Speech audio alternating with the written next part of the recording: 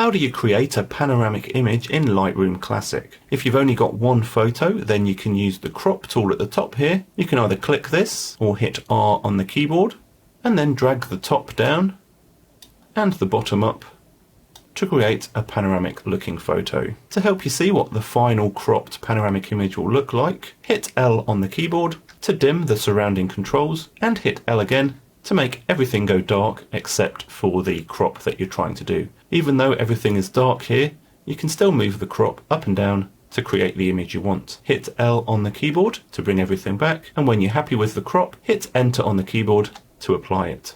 The second way to create a panoramic image is to take multiple photos and between each photo swing the camera around left or right. So you can see here, this first photo is towards the left, the second photo is a bit more towards the right, and a bit more towards the right, and at the end it shows the right hand side of what we want to make into a panoramic image. Once you've got multiple photos, select the first one, come to the last one, hold down Shift and select it, and then right click, come over to Photo Merge and choose Panorama.